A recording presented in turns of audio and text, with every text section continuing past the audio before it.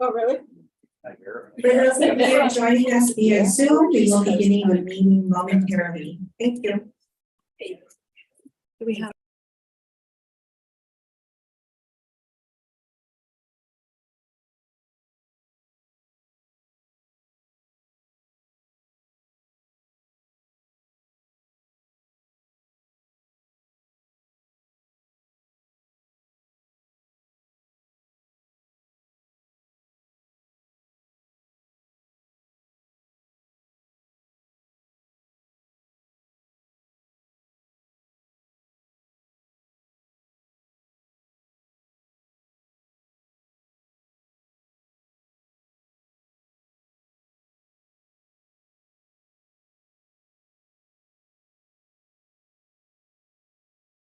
Right, but officially it is 5:30 and we do have a quorum, so.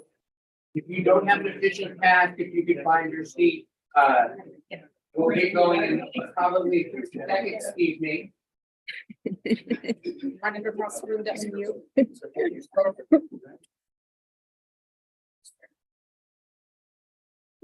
Yeah, we don't have,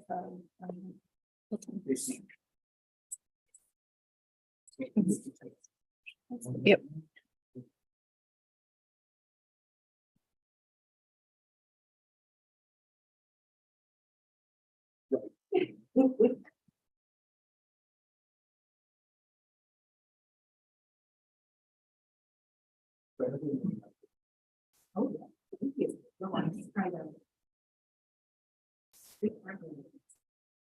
Okay, good evening, everybody. At 5:32 p.m., I will call the meeting to order. Caroline, if you would be so kind as to take roll. My fellow committee members, if you would turn your mic on, we can hear your name, respond, and then turn your mic off. That is the easiest way to do this. Thank you so much. Aaron Gill. Not present. Frank Kinsella. Here. Robert Sipple. Not present. Allison Falwell. Here. Lauren Lewis. Here. Ray Mueller, not present. Raj Banat, not present. Justin Fields. Here. Dan Kenny. Here. Kathy Sutherland. Here. Steve Mink. Here. Lonnie Wong, Bissett. Here. Mayor Burton, not present. Edward Von Rutten. Here.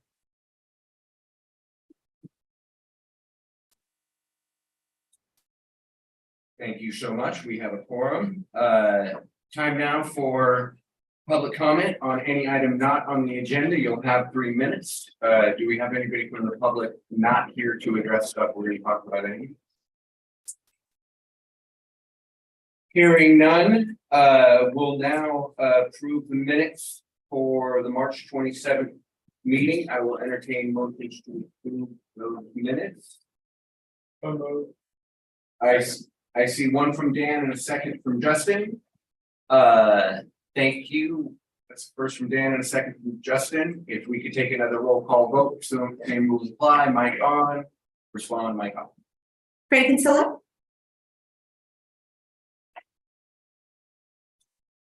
Yes. Allison Falwell. Aye. Lauren Lewis. Aye. Justin Fields. Aye. Dan Kenny. Aye. Kathy Sutherland. Aye. Steve Mink. Aye. Lonnie Wong Bissett. Aye. Ed Von Rutten. Aye. The meeting minutes are approved. Thank you so much. In terms of opening comments, I once heard something that literally changed the trajectory of my life. This person said to a crowd of people, or at least a small group of people, that, you know, we all live in California and it's really expensive to live here. We pay more for everything. We all know how much we pay for homes, but we also pay more for gas. You know, we pay for more for breakfast. We pay more for bread.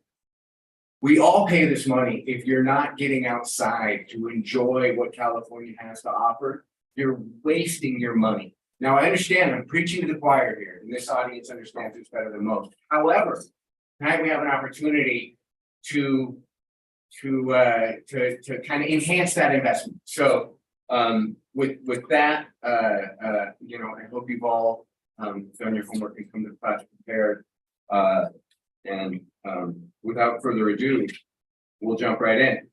The first item is to review the draft fiscal year 2023-2024 CAC work plan and recommend approval of the board director. So I believe we have a presentation by Lee. I don't see. That is correct. Good evening, committee members. I'll keep this very brief. Lee Rauscher, Assistant General Manager, Administrative and Field Operations, and it's my pleasure to bring you tonight the proposed draft fiscal year 23-24 CAC annual work plan for the committee's final comments. If there are any, and request that the committee members vote to approve recommending the plan to the board for their approval. The draft is included in the packet. It's unchanged from Mark Landgraf's and my presentation back in March. I don't have a formal presentation. This is it this evening to be mindful of our time together. Should the committee vote affirmatively to recommend this plan for the board, it will be agendized on June 22nd for the board's approval. Thank you, Mr. Chair, and I'm happy to answer any questions. Thank you. Are there any questions, comments on the work plan before we take a vote? Kathy, your mic's on. Do you have a question? All right, I think we well then you can turn your mic back on because I think we're getting ready to do a roll call vote. A mover in a second. Oh, that okay. Yes, can I first see? I would first entertain motions to approve the work plan and the second sort of thing. I'll second. Dan and Kathy.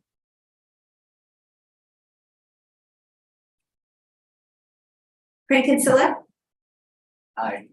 Allison Falwell, Aye. Lauren Lewis, Aye. Raj Banat, Aye. Justin Fields, Aye. Dan Kenny, Aye. Kathy Sutherland, Yes. Steve Meek, Aye.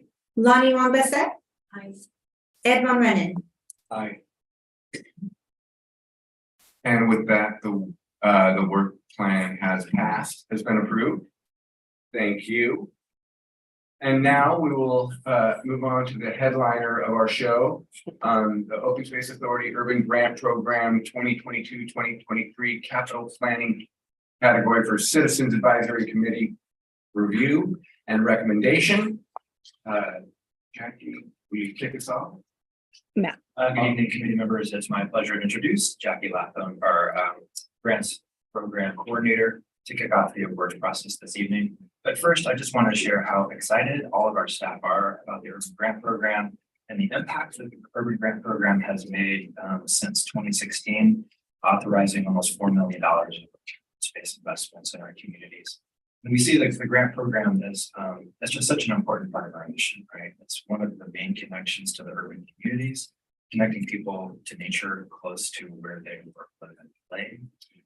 It's an incredibly important way to engage underserved communities, as well to be accountable to the Open Space Authority's many goals related to justice, equity, diversity, inclusion, and accessibility. So, and the program teaches the whole agency. So while Megan and Jackie administer the program day to day, so many other staff representing each of our departments are involved in evaluating and ranking the proposals for program and capital grants that are including those that are before you. We also really appreciate the time it takes for this committee as well as the board to review each and every one of those applications. So and I just want to share, for members of the public, applicants can be assured we have an incredibly robust process. Each application, all the materials are really carefully reviewed, scored against the criteria. So it's a really robust process, and we evaluate and update the process by updating the guidelines after each grant cycle, right? So we're continuously improving. So again, we're really proud of the program and our ability to support another really exciting round of projects. And with that, Jackie, please take it away. Great. Hello, everybody. Welcome. I'm Jackie Latham. I use she, her pronouns, and I'll be kind of taking us through some of this process along with a team of other people, including Megan Drager, the grants program manager. She might be jumping in with questions too. or help with questions.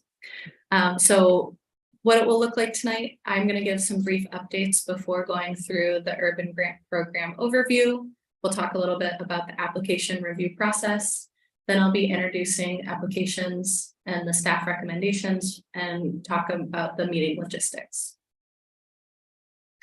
So for a couple updates to the CAC, as you are aware, you formed a subcommittee that is tasked with taking notes and compiling notes and giving those recommendations back to staff by June 10th. And originally the committee was formed by 3 members. Now it looks like you'll have 2 members, which is totally fine for a subcommittee. But if you would like to have a 3rd member, this would be the time to do that. Otherwise, you're welcome to proceed with 2. I'll just give you a moment to decide on that.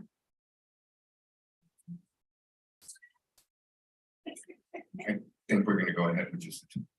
Great, easy. Thanks. Thanks for your work on that. And another update is that last Thursday, the board of directors met to award the program category of this solicitation. With the 13 applications were awarded for a total of around $911,000. So that's here for your reference and also on our website for more information. So the Urban Grant Program has been around since 2016. As of Thursday, we've awarded 67 grants through the program and around $4.7 million. The program is really based around our guidelines. This year we had 2 separate guidelines, one for capital and planning, one for programs. So this is really what we use to form the grant program. It's what the staff review team uses to thoroughly and carefully score the applications, and this is available as well. Pre-applications for the cycle were due in November and full applications in February. There's a total of $1.5 million available for this solicitation, broken into 2 allocations. The capital and planning allocation is for $750,000. The grant type is reimbursement, and match is required for large organizations that have an annual income of $10 million or more. That's no longer required for all applications. That's more of an equity lens that we're trying to have in this program. And eligible applicants are local public agencies, schools and school districts, and nonprofits. All projects fall under 4 categories. They can be in more than one of these, and they usually are. We have a nice mix of environmental stewardship and restoration, parks, trails, and public access, environmental education, and urban agriculture or food systems. This is our program area. You can see the Santa Clara Valley Open Space Authority jurisdiction is the lighter part in the center, and then all capital and planning projects need to take place within that light orange area. That's our eligible grants area. And the deep engagement communities are within that. So this is really so that we can focus the projects on the urban communities, the urban grant program. So like I said, there's a program and a capital solicitation. So we're focused today on the capital. This is capital and planning projects that are projects between $40,000 and $250,000. Like I said, there's $750,000 allocated. These are grants that will be 3 years. We're here today to have the Citizens Advisory Committee take their recommendations and compile them before it's going to the board to award in July. And we expect around 4 to 6 awards.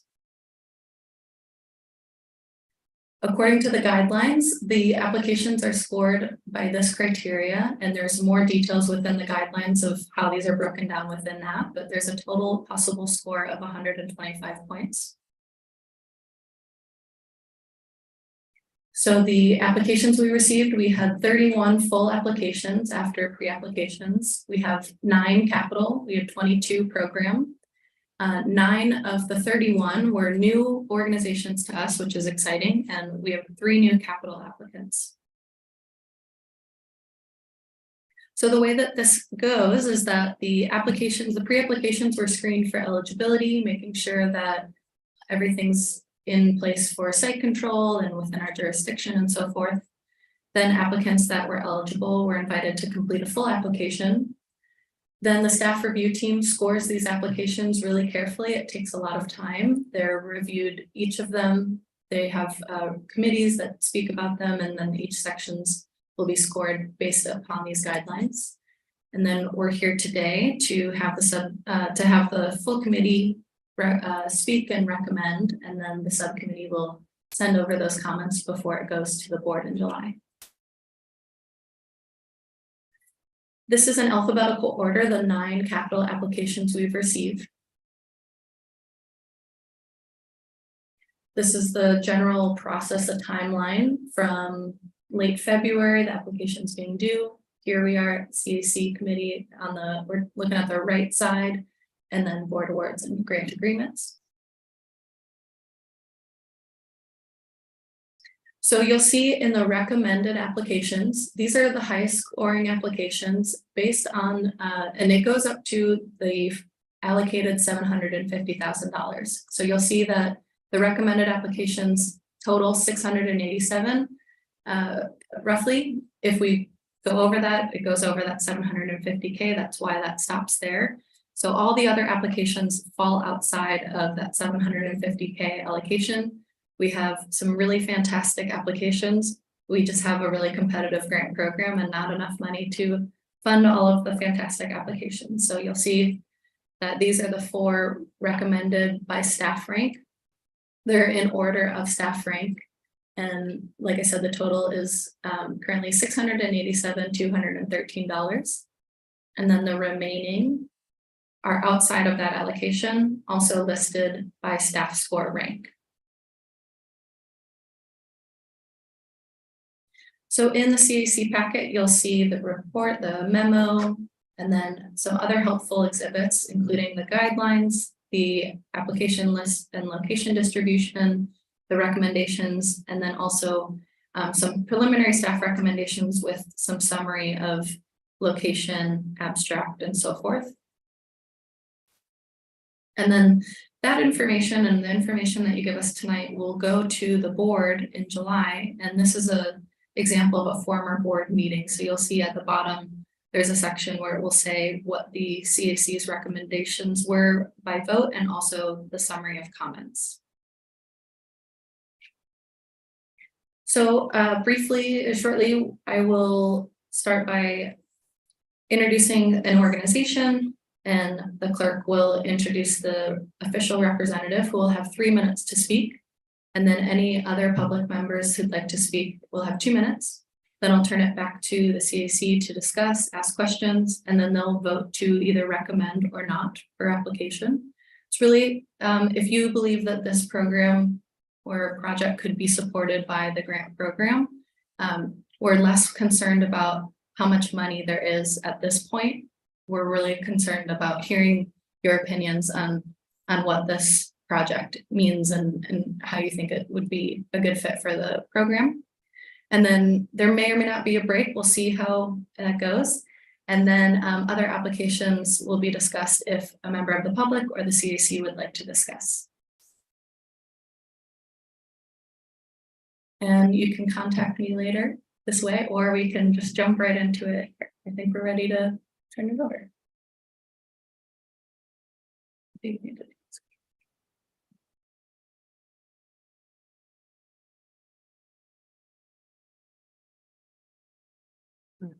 As well, yeah.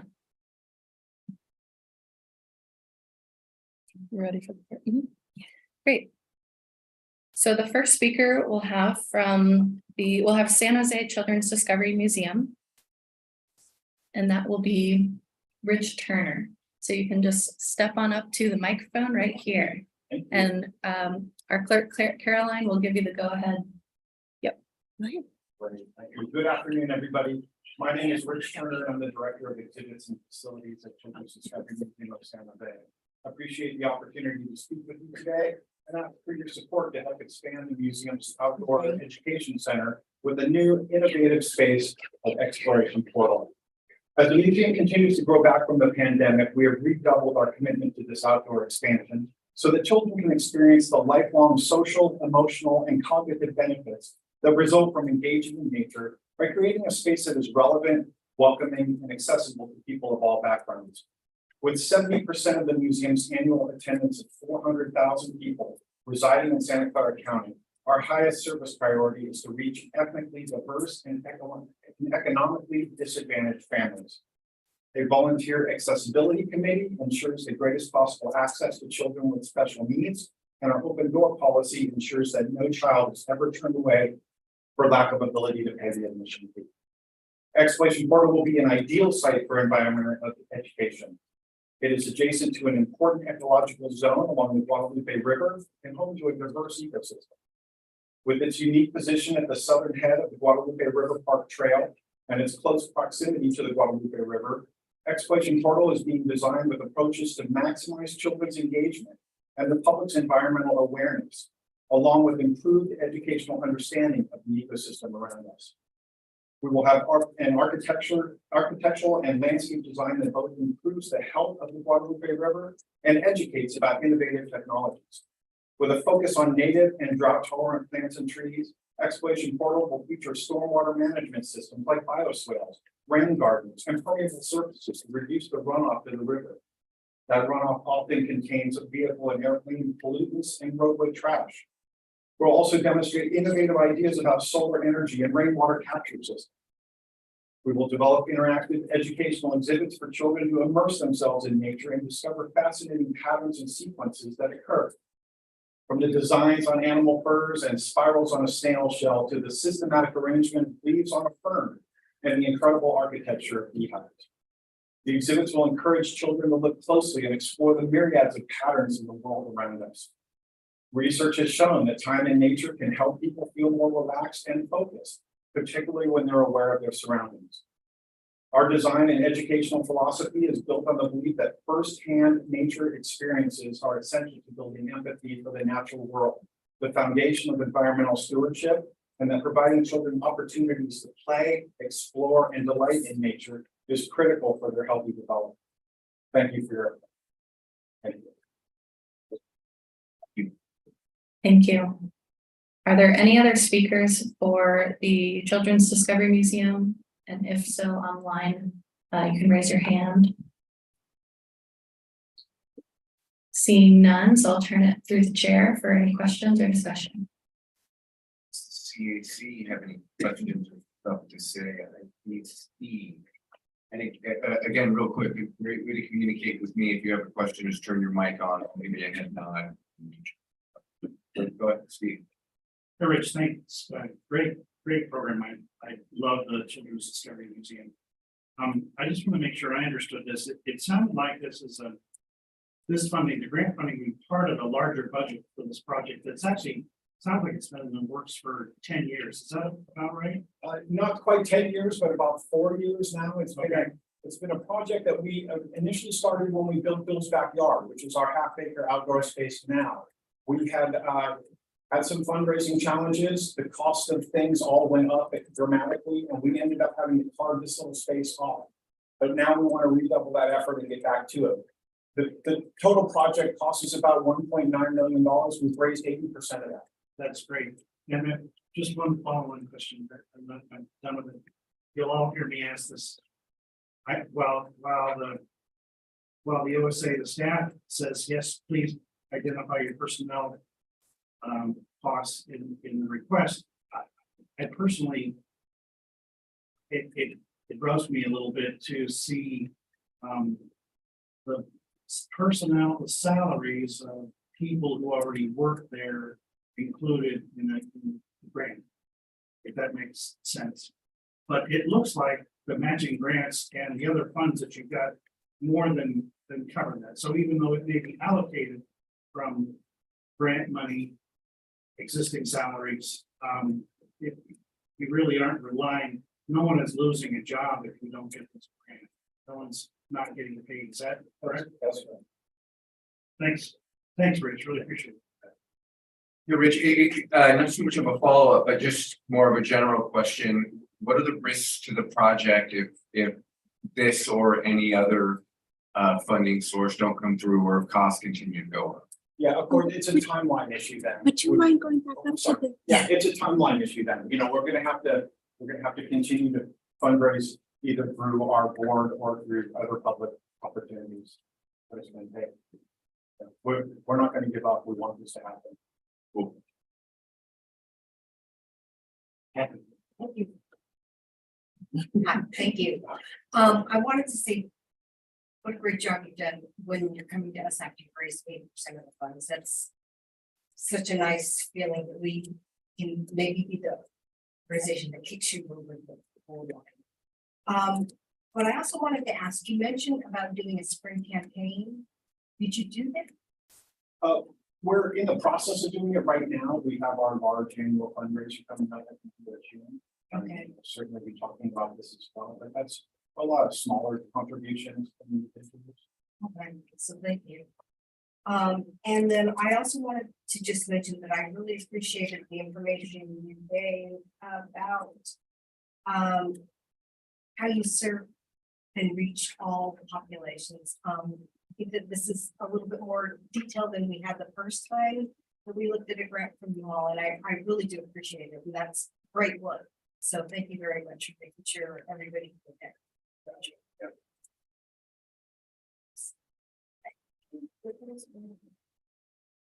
Thank you. That's it. Thank you.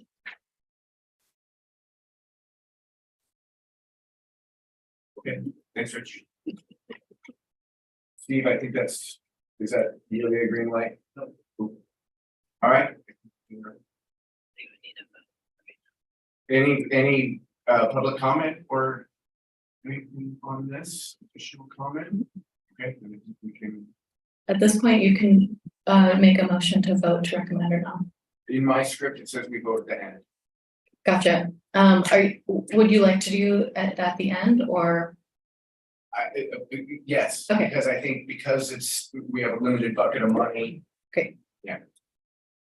All right. From everybody before we empty the bucket.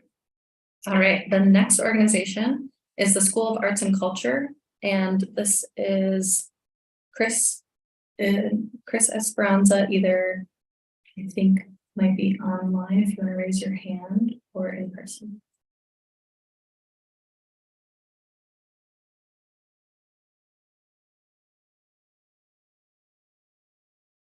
All right. The next organization is the Santa Clara Unified School District. And this would be Michelle Healy. Great.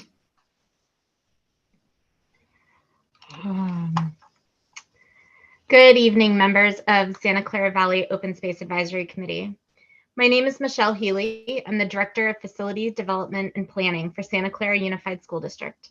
And I urge you to support the Equitable Access Through Implementing Native Gardens, our EATING project, proposed to the Santa Clara Open Space Authority. This initiative aims to remove hardscape and create outdoor environmental classrooms for disadvantaged students attending Scott Lane and Pomeroy elementary schools within the Santa Clara Unified School District. The outdoor spaces will provide a safe and healthy option and open spaces for learning and connecting with nature.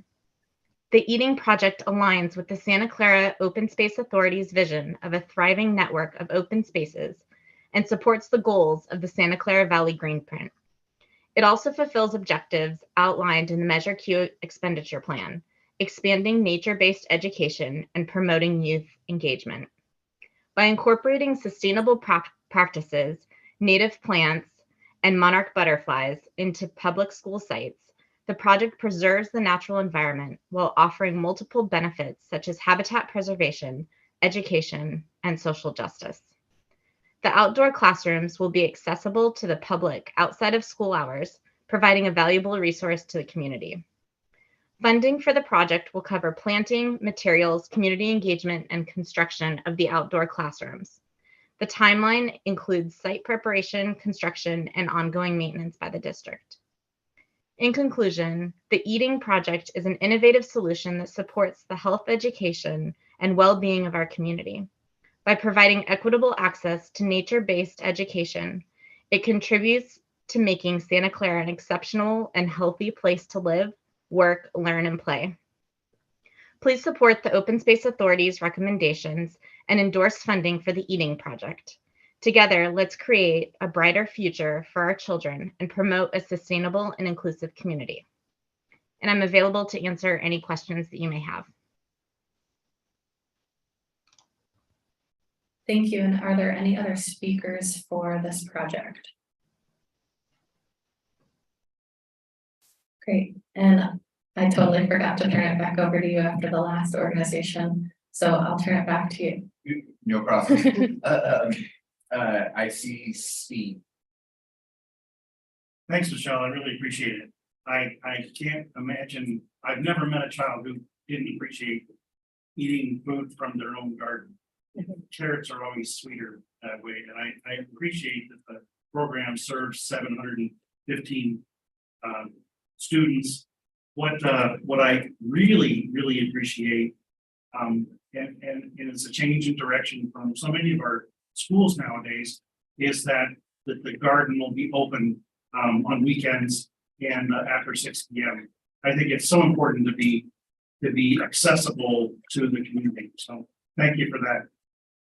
Just a thought on what do you see the garden looking like in 3 years? At that point, will it be will it have served its life and be time to dismantle and rebuild, or where do you see it going? What are your hopes for 3 years from now? That's a great question. The Santa Clara Unified School District is putting together our sustainability and climate action plan, and we've started that work this year, and we are continuing that work throughout next year. And so with that, gardens are going to be just a centerfold of some of the work that we're doing within our science, for our mental health and wellness for the students. And so this is something that the school district is really embracing. And Pomeroy especially has a fantastic small garden already. And they have community days where the community comes in and helps clean. And it's just a great Saturday that actually happens a few times a year. And so we know that we can replicate that at Scott Lane. And it's just something that the community rallies behind. So in 3 years, we see this expanding, not just at these 2 schools, but also expanding to other schools, because the district is supportive of it. And we're really looking at removing the asphalt, putting in green spaces, and making better outdoor areas for all of our students. Thanks, Michelle. Sure. Thanks, Lauren.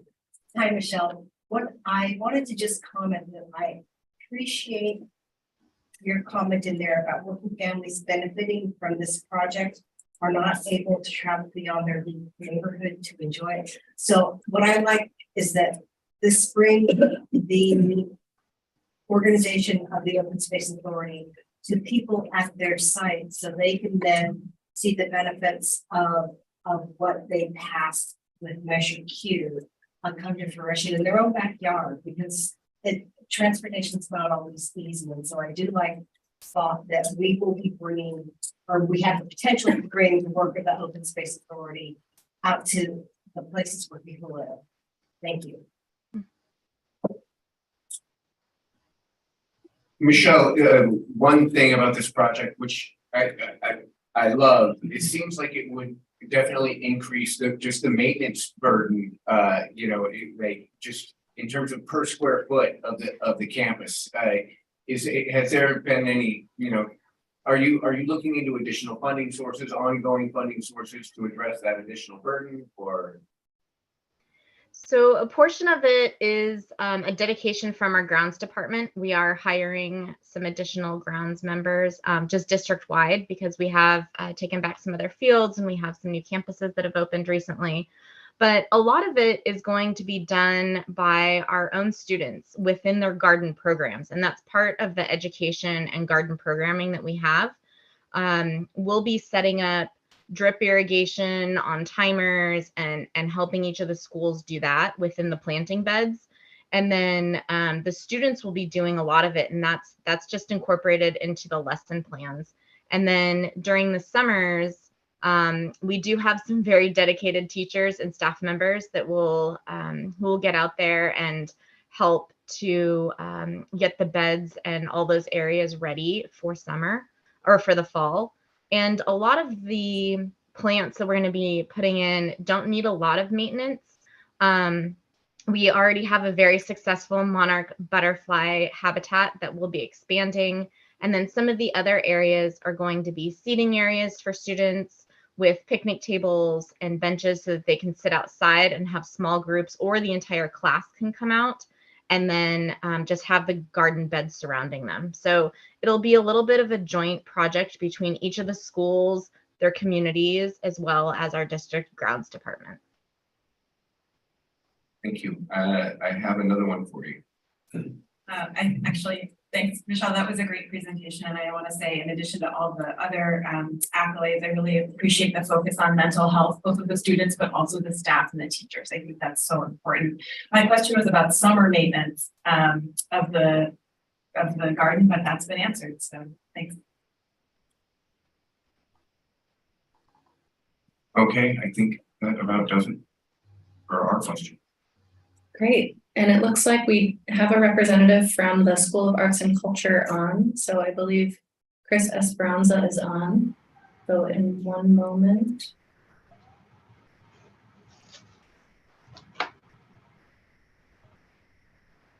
Great. If you're ready, we are. Okay. I hope you can hear me. Sorry about missing my first chance. Had a little technical glitch. Wanted to let you guys, I want to thank you. This is pretty exciting for us to be considered. We had just purchased acquired the $10 million property on January 12th, our first development efforts.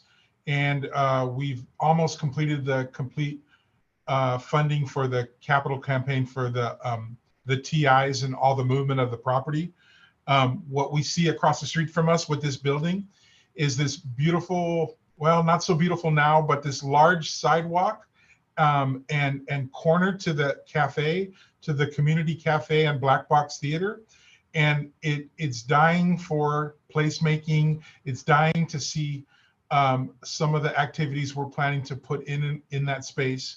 I want to kind of take you through just a little bit of them. We're looking at having what we do have an educational piece, not just marking the plants that we're using and the drought resistant plants, but also the native plants. And then on top of that, we're kind of building into the side of the building a vendor retail kiosk that simply goes flat or pulls out and can be manned from anybody from a fruit stand to an art and cultural vendor. And so we're kind of excited at that. And then the way that corner will interact and play with the community, both with murals. We're also looking into crosswalk murals to go directly into the front door of the cafe, as well as it is the first big step for us in this kind of pushback about displacement and gentrification to kind of create a cultural district. And this corner, this huge sidewalk, will be our first efforts in the sense, besides what we do at the plaza, to cross the street and add beauty, art, and a kind of interactiveness with the community in that sidewalk. So that third space feeling of having a place, a respite, shade, a good seat, a service, to be able to kind of interact with the community in a really healthy way. And that'll be right next to the Black Box and the cafe, but next to that will be a new 10,000 square foot wellness center. So all of this interaction with wellness and arts and culture will come together with the help of what you guys are supporting. And I thank you again.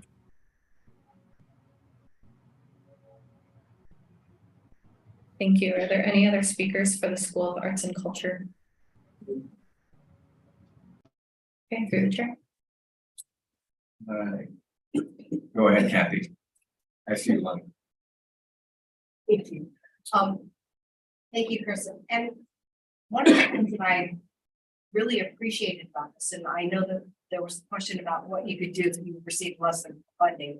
But I really did appreciate the thought behind the mural, that the mural would be themed around the natural habitat of the area, because I see that really serving the mission of this organization and enhancing the presence of the Open Space Authority in this community, so that when they look at the mural, they see native grasses, native plants, that they become connected in a way with the organization here too. So I like the idea of this. Thank you. Lonnie. Hello, thank you for the presentation. I actually had a question around the wellness center. If you could elaborate a little bit on the wellness center. During the pandemic, we had we became really close with Gardner Family Health, which has, I believe, several locations in the South Bay. They helped us vaccinate 25,000 community members and test 15,000. They were this intense team of medical pros that worked with us to we had the trusted facility and they had the medical knowledge to help us serve. They, with their time they spent here, the wellness center, this idea of intermixing cooking classes, mental health counseling for families of all ages, and weaving in also arts and culture, dance, theater, music into that whole kind of approach to the family was something that they'll be concentrating on with that 10,000 square feet.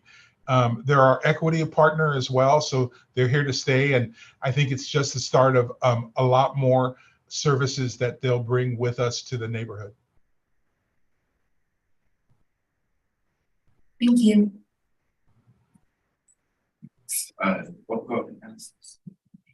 Hi, thanks for that presentation.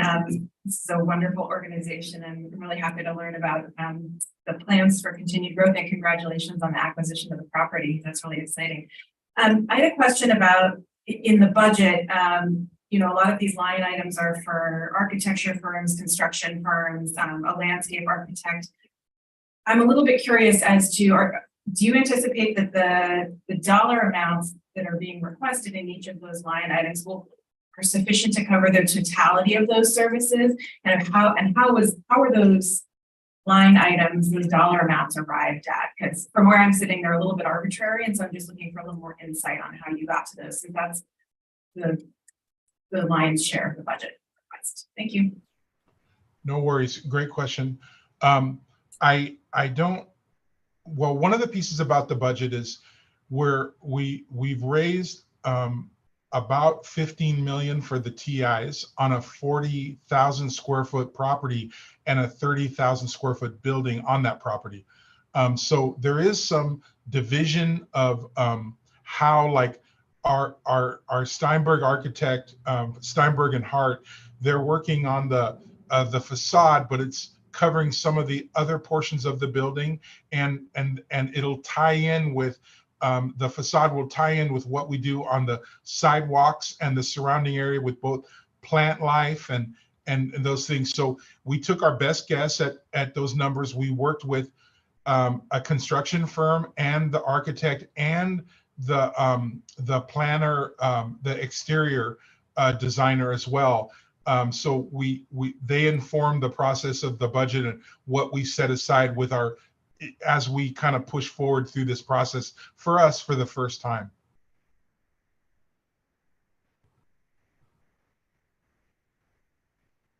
I'm guessing just one more, Chris. First of all, it occurs to me I've known you for 30 years, and I want to thank you for everything you've done for San Jose and the surrounding area. I don't think our relationships warrants me recusing myself, but I do just want to thank you for everything you've done. It does seem like you have a robust fundraising effort going on, but with respect to this particular effort, how tied are you to this particular grant? And will you pursue this project independent of this source of funding? Absolutely. This funding is a huge piece in the realm of placemaking and the cultural district efforts that the whole neighborhood that we're working on as a part of the whole neighborhood. It will mean kind of more of a phased approach.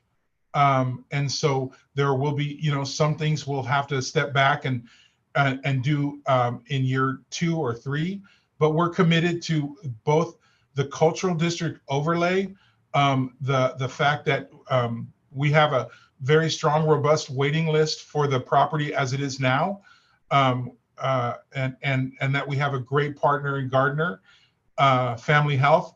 And so if the funding didn't come through, we would still move forward on these efforts. It just may have to be scaled as we develop this budget. Thanks, Chris. Thank you for the kind words. Oh, I can't let you go yet. One more. Come back, Chris. Hi, thanks a lot. This is a great presentation and program that you got there. I just wanted to make sure I understood. So once it's in place, what are the hours? How often will this place be open to the neighborhood to come and visit? Great question. So the cafe will be open 7 a.m. On till about 4 in the afternoon as a cafe every day. So it'll service that adjacent sidewalk. I mean, it's a large 20-foot by 100-foot piece of sidewalk that's pretty run down now, but it'll look very different when we're done getting our hands on it. The Black Box Theater is open each evening for both rentals and private events mixed with our own programming that we're planning to do every week, 2 or 3 evenings a week. So we're seeing kind of a space that's used 7 in the morning till about midnight, about 5 to 7 days a week. Okay, thanks very much. Mm-hmm. Okay, I think that's all from the community. Great, thank you. The next organization is the California Native Garden Foundation, and I believe we have Ulrich Middlebrook here to speak. Yeah, come on up.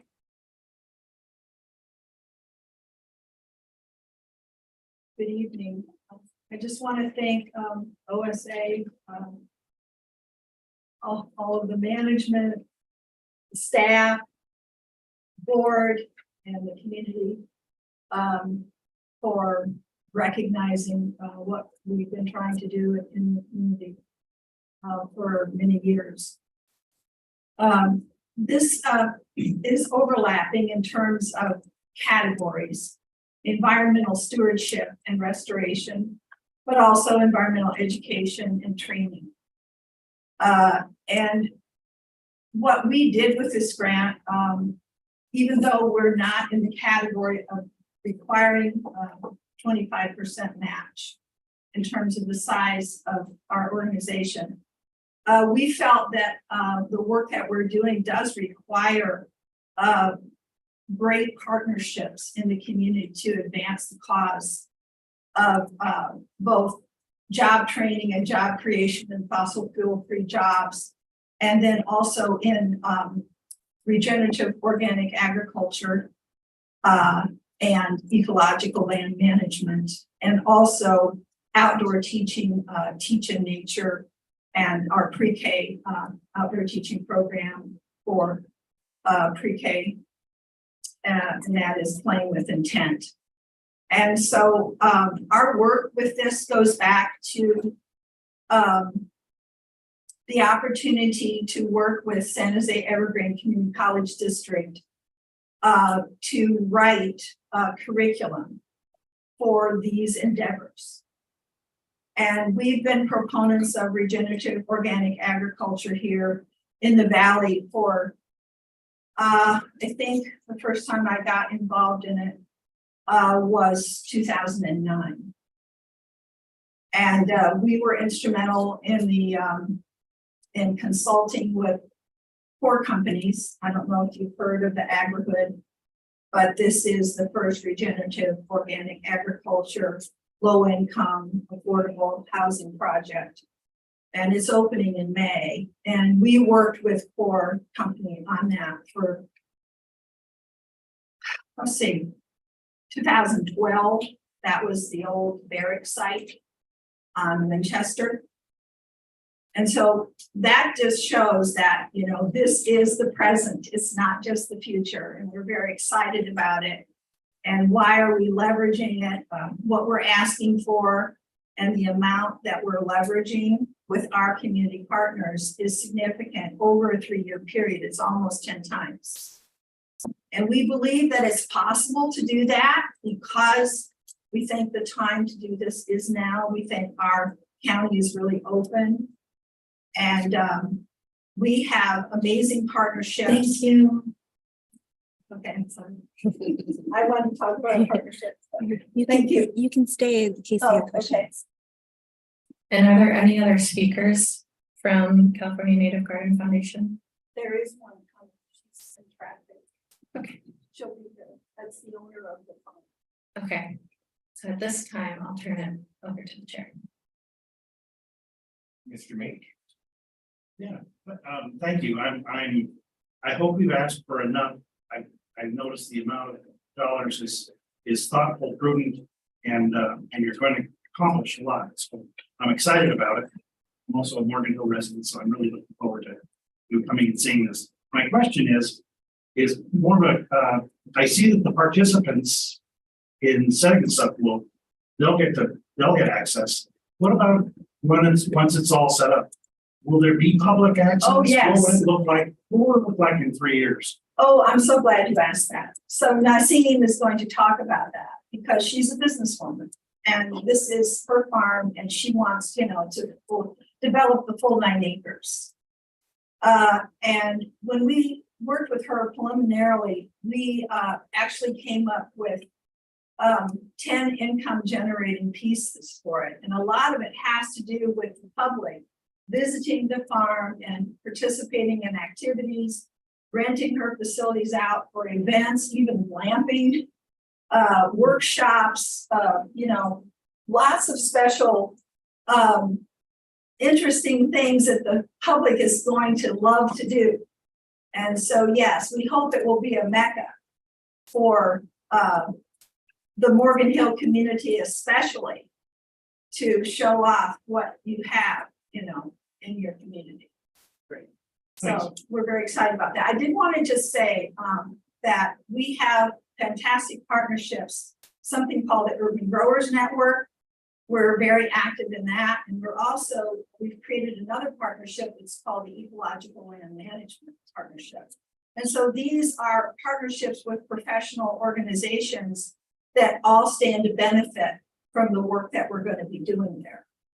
And that's bringing more people in. Yeah. Okay, you used your allotted time, so. Kathy. Thank you. I already had, I have some questions about the folks that you listed that you're applying for grants for. You listed the City of San Jose Parks Department and Alamo School District. I believe the site is out of their jurisdiction. And I'm wondering if you've had conversations with the City of Morgan Hill or the local school district, to see if there's an interest in supporting the project. That's really a good question. I haven't had conversations with them because I thought it was a little early to do that. When I mentioned the other sources of money, it's actually asking for scholarship funds for teachers to be able to take classes and spend some of their requirements for the certificates on the farm. Okay. So it's really asking school districts if they could fund some of their teachers or partially fund some of their teachers to have scholarships so that they could earn one of the certificates in outdoor learning. Thank you. Justin. Since the owner of the farm has not arrived yet, can you tell us a little bit about him Sure. and the farm? Yeah, I met Naseem Hashemi several years ago. She is the owner of a CSA called Freshness Farms.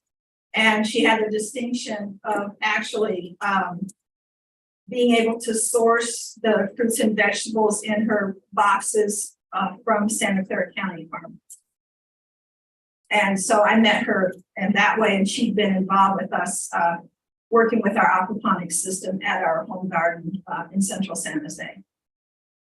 And then she knew about the work that we were doing in the community, and she wanted to be a part of it. And she asked us if we would, work with her to design the farm. And that's how the whole thing came about. But she is also, a BIPOC individual and a woman business owner and a widow and quite a remarkable person that I've had the pleasure of working with for, 10, 12 years. I do not see anything else from the committee. Great. Thank you so much. Any other Sorry, speakers on this at this moment? All right.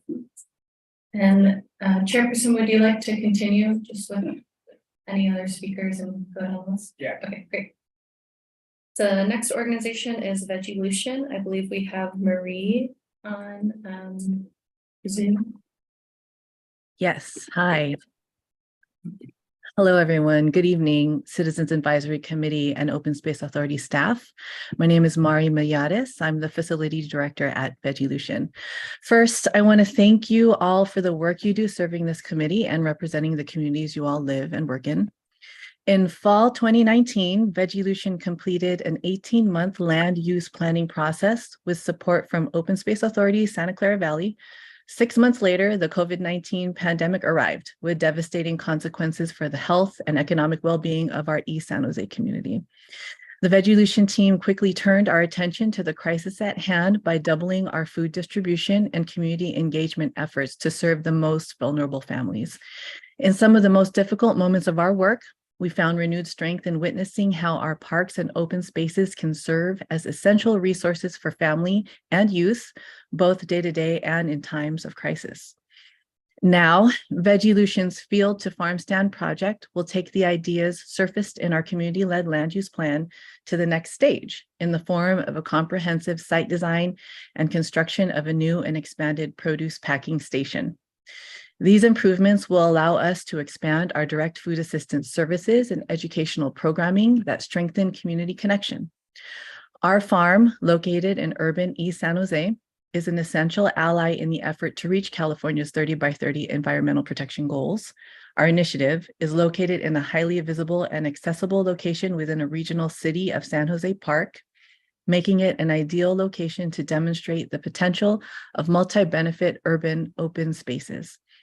In East San Jose, a low-income community disproportionately impacted by climate change, there is an urgent need for solutions at the intersection of food system and climate resilience, an urgent need for deep engagement. For example, in the past 3 years, we have distributed over 300,000 farm boxes from our farm with Santa Clara Valley farmers to respond to the increase in need of our food insecure families. We believe that this is a resilient model that can be replicated throughout the valley, including Coyote Valley. Vegilution's Field to Farm Stand project offers educational opportunities for volunteers to interact with their local food system and open space in a unique way, whether they're engaged with our network of farmers, entering survey data, storing produce in the solar-powered produce cooling unit, packing produce at a Good Agricultural Practices certified station, or delivering farm boxes. Through hands-on learning, they become ambassadors of a more innovative and resilient local food system.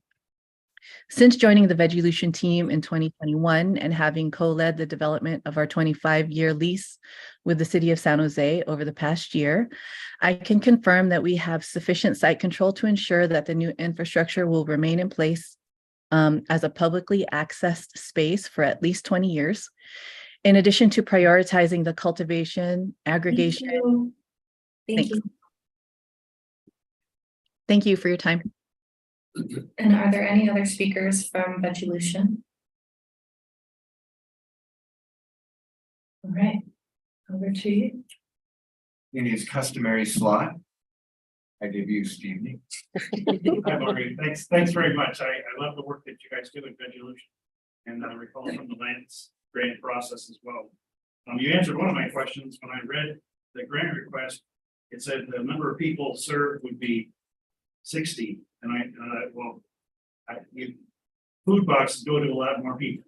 Yeah. If you're a marketing guy, I would have put a lot more than 60. I would go with the 300,000. But my question was, I know you've got a lot of going, you've got a budget now of 3 million. Was that a year that you got? And then my question really is, the grant request asked for a number of different things, materials, planning, construction, contracts. But it also asked for $77,000 of salaries for existing personnel. I would have thought that would be covered by the budget. Help me understand. Yes, yeah. Yes, let's talk about personnel. Sorry, I'm the numbers guy. So. Oh, no, it's a completely fair question. We recently completed a large build on site that placed a solar powered unit and a refrigerated cooling unit at the center of our farm. And the staff work involved in doing that, strictly from working with our service providers and working with the city, because we are on public land, was pretty heavy. So because we've already experienced a large build on public land, we did a really good job at anticipating the staff time needed to do this again in a project of similar size, such as what we proposed here. So the personnel costs reflect this anticipated staff time. We also, truly see this as an opportunity for our staff to build really strong relationships with the city departments that we touch when you develop on public land. Our goal is to put more supportive infrastructure into place over time now that we have a 25-year lease agreement. And really to build more spaces that engage and encourage use of our public park in the farm. And so we're relationship building, we're getting through the whole permitting process on public land. We're also building very site-specific standard operating procedures and good agricultural practices that we then share to the public, to our farmers, to our program participants. And so all of that work is in that personnel cost. Okay, thank you. Yes. Awesome. Thanks, Mari. Great application, great presentation. I want to make sure my understanding is correct that if awarded, the funds would go to this prototype for this new packing station that you guys are thinking about developing, and then what you learn from that prototype, that you use a capital campaign to fund the actual construction of the to-scale packing station. Is my understanding correct? And if so, can you talk about like the strategy for the plan for the capital campaign and how long you think it's going to last, and the chances of that success, but like what the timeline is for raising those funds?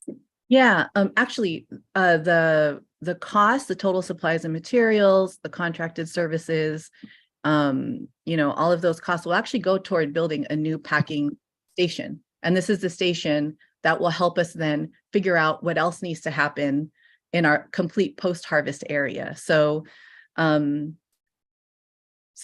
station, we're currently using sort of a packing station for doing packaging for about 300 boxes weekly.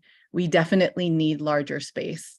And this grant will build that larger space for us to take us to 500 boxes weekly that we then pack and distribute on site.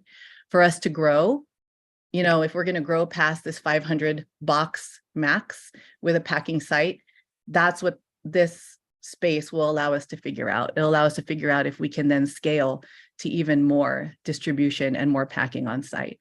And that, we're currently in the middle of a food hub feasibility study, to see if Vegelution can be part of an overall Santa Clara Valley food hub. In which case, if that study shows that, yes, we can take on more packaging and packing, then the work and the packing facility that you help us build with this grant will then inform the next stage for Vegelution becoming a food hub that can support even more people. Does that make sense? And And so the food hub feasibility study that we're in right now, and that's USDA funded, it's a USDA grant funded food hub feasibility study. That study ends, I think, at the end of the year. Yeah, we're in the process of it right now. And so we'll have more information to figure out what the next steps are after that. But this facility will take us to 500 boxes, being able to comfortably be packed and distributed on a weekly basis. And it'll take us closer to our solar cooling unit, our solar powered cooling unit at the center of our farm. Thank you. I have another question for you from Ed. Hi, Mari, great presentation. Thank you. I love the good solution that's over there. I'm just curious, in your partial funding response, you stated that you're also beginning parallel campaign raising fundraising. Is what's your progress on that? Have you made any progress on that parallel campaign? For parallel funds, yeah, I mean, we're consistently looking for funds on a regular basis. Yeah, and you know, I think we haven't, outside of the funding that we have in our general fund, we haven't yet heard back from all of the groups that we've asked funding for. But I will say that we need this packing facility expansion so much that we're going to try to fundraise for it, whether, you know, it would be great to have this Open Space Authority funded grant, but we need to fundraise for this in order to support more folks who clearly need it. Our intake application form is just increasing day after day, and there are more folks in our immediate vicinity in the 3 zip codes right around our park that have food assistance needs. And so we're constantly fundraising and looking for additional funds. Thank you. My pleasure. And that is all the questions I see from the committee. Great, thank you. The next organization we have is the Santa Clara Valley Habitat Agency. We have Nathan Hale. Everyone. Committee, thank you for your time. So I'm Nathan Hale with the Santa Clara Valley Habitat Agency. I'm the senior restoration ecologist. The project that we proposed in our pre-application is called Morgan Hill Serpentine Pollinator Garden. I've up through that. We're calling it more the Davidson Habitat Reserve Pollinator. It's located in Morgan Hill in one of our habitat agency's preserves. The unique parcel. So you don't think of urban land when you think of habitat agency reserve system, but we actually have this parcel kind of parked right up into a neighborhood with one parcel that is zoned for residential, and it up until very recently had a large pile of partially, you know, kind of low toxicity soils that we recently removed from the site, and so now we have this blank slate in this site. And let me just start by, well, not start, but we acknowledge that the Davidson Habitat Reserve is part of the ancestral and unceded territories of the Hudson and Samian-speaking peoples. And our hope is that this habitat restoration project honors the history of ecologically based land stewardship that is traditional. So in broad, sweeps, this project is a habitat restoration project within that residential lot. In an effort to combat the global diversity crisis in a sort of in a unique way, in that we partnered with an education organization, Point Blue Conservation Science, and their STRAW program, which stands for Students and Teachers Restoring a Watershed. Sorry. That's our second goal, is providing this opportunity for students, including underserved students identified in the OSA's Understanding Our Communities service area analysis. So we'll be providing outreach to the Morgan Hill 101 and Tenant community neighborhood, the San Jose Story and King neighborhood, and the San Jose Kelly Park and Center neighborhood in our school outreach. So we'll be providing field trips free of charge for those schools to come to the site, participate in the restoration and get an important ecological education, really trying to instill in these students a sense of the urgency facing many of the species in our properties and in our native ecology. And also we'd like to provide for monarch butterflies more broadly. I know I'm about to lose time through a native seed special project that I can speak to more. Anyone needs to ask a question on that topic. And finally, just increase neighborhood connectivity of the habitat. Thank you. Are there any other speakers from the Santa Clara Valley Habitat Agency? And do we need? Yeah, can I get your name? Matt Fogarty, an employee with the Habitat Agency, but also a resident of Santa Clara County. I believe you will get 2 minutes. Is that correct? Yes. Great. Oh, give me 1 second to cue you up. Sorry.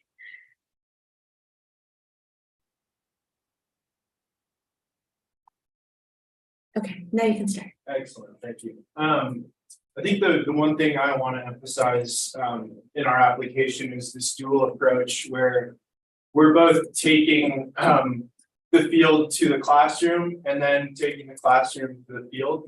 So I know we've talked about bringing open spaces to the urban environment and vice versa. And one thing I see is very important here is there's both an in-classroom component that gives kids this baseline education, and then there's a field trip where we sponsor bringing them out and getting them on serpentine habitat, which not many people, let alone youth, have the chance to enjoy intact serpentine endemic plant communities. And so to Nathan's point, I think getting youth exposure to those sensitive plants will have a far-reaching impact, not only in their desire to restore habitat in their yards, but to pursue careers in environmental science, in field biology. And so I really see, there's the 1 acre lot, but there's also, several acres of planted milkweed and hopefully several thousands of acres that are impacted down the line by our ability to conduct outreach to youth and provide these meaningful educational opportunities. So thank you for your consideration. Appreciate it. And happy to answer any questions as well. Thank you. Are there any other speakers? All right. And if you'd like to go toward the mic in case there are questions.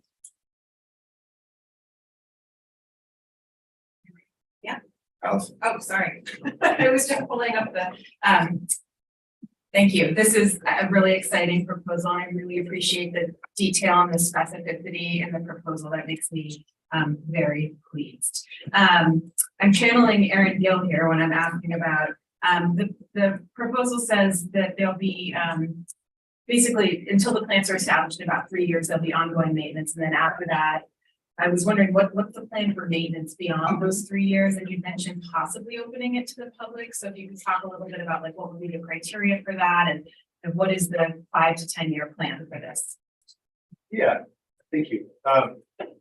The ongoing maintenance, so Santa Clara Valley Habitat Agency has ongoing maintenance of our reserves built in. And this is a property right at the urban reserve edge. And so we definitely pay a lot of attention to the weeds in that area, trying to ensure that our neighbors are happy. So this project would definitely receive that ongoing love of attention. In terms of considering opening this in the future, so I've worked on a lot of restoration projects in my career, and I'm basing this sort of hypothetical future potential open to the public, and that would basically be open the game to create a little walk around some of the plans on how the restoration develops. So we're definitely considering some pathways for access during the restoration itself and during the maintenance. But if it seems to be a really solid development of all these plants, we might very easily say, you know what, this is a great site.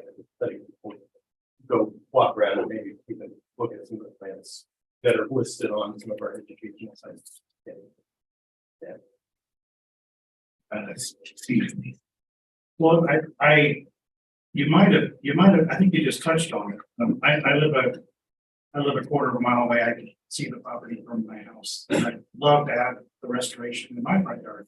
But I got stuck on the very last paragraph of the grant request that said there will be no public access. And at that point, I'm stuck. I mean, Right. Well, the neighborhood has got 2 or 3 pocket parks. It's a neighborhood made up of $2 million houses. There isn't vandalism. It's a kind of a non-starter for me. So the point you made about public access, this is a sort of a long frontage on a site and a public sidewalk. And we actually will be providing educational interpretive signs that are visible from the neighborhood, from people walking by it. So, yeah, but you do, in your summary there, you lose that element of the student involvement piece, and also you lose the element of the monarch butterfly, the critical Asclepias fascicularis, which is the narrow leaf milkweed that this project will help support creating market. And we have so much restoration work. OSA does so much restoration work. Valley Water does restoration work. County Parks. We're all looking for the locally sourced, genetically appropriate native seed for our critically endangered species. Monarch butterfly being globally endangered, right? Population just plummeting. And so Santa Clara County and especially Coyote Valley is a critical spot for monarchs to fly and get that.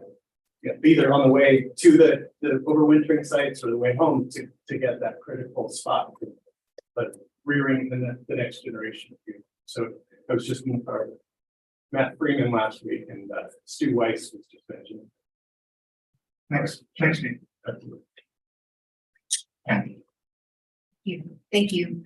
I had a question about the invasive species. It sounds like you're committed to doing all the work to get rid of them on this property, but I believe you also are adjacent to the Davidson. Correct.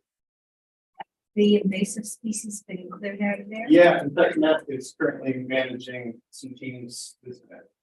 Oh, okay. Is currently managing some teams of restoration practitioners that are out there addressing some pretty nasty guys, including barked goat grass. We're attacking yellow star thistle and Italian. Okay, so it's not gonna come back in from the other side of the line, right? Well, not from our. We'll be back. We always does. Thank you. Justin. Steve mentioned that he's fairly close to the site, and you mentioned you're gonna be busing students in. Sure. How is that gonna impact the residents who live directly adjacent to this property? If you ask them their. We've mentioned the plans to some of our neighbors in conversation, and we are, depending on how the review of our grant went, we decided we would start a more formal door-to-door campaign with Point Blue and us, just really talking to them about what they can expect and get their feedback. We had some wiggle room in exactly how we implement the busings, how many field trips we go through. But in the end, this is some very sensitive and special habitat, and Habitat Agency is the owner of the property, and it's public road. So, we'll do our best to make sure the neighbors are okay with the busing aspect, and the understanding that they're going to get an aesthetically pleasing, beautiful little fence with native plants and some educational signs in the long run. So, yeah. Was there anything else, Steve? Sorry. I think that's all for questions from the committee. Thank you. Is there anyone here to speak for our city forest?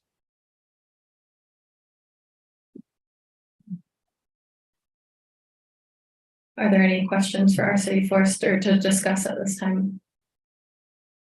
Internally. So I don't think there's anybody to answer the questions, but do you guys want to discuss anything internally after packets? Okay. I'm sorry, which Our- one? R54. This is for the Growing the Urban Forestry Education Center project.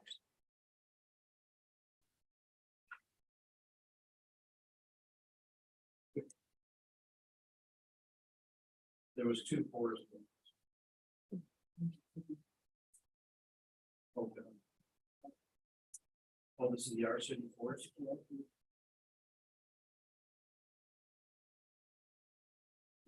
Yeah, thanks. Okay, I think we're good. Okay.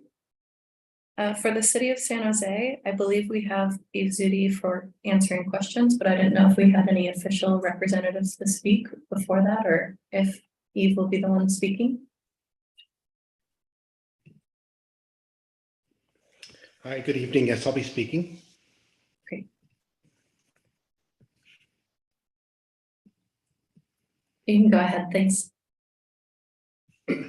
Yeah, and thank you for this opportunity to talk about our project. We're excited about our project at Lake Cunningham.